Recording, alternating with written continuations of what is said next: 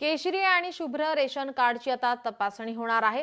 अपात्र ration card रद्द करण्यात येणार आहे। राज्य सरकारने आता मोठी मोहीम हाती घेतली आहे। केशरी आणि शुभ्र रेशन कार्डची तपासणी होणार आहे। अपात्र रेशन कार्ड रद्द करण्यात येणार। राज्य सरकारने आता मोहीम हाती घेतली आहे।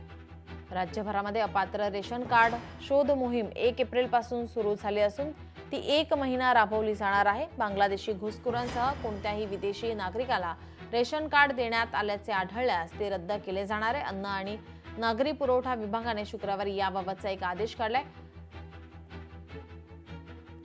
अंत्योदय, केशरी आणि शुभ्र अशा सर्वच कार्डांची आता तपासणी केली जाणार आहे।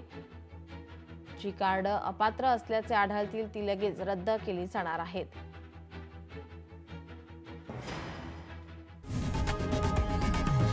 लोकशाही मराठी ऐका, पहा, जागरूक रहा।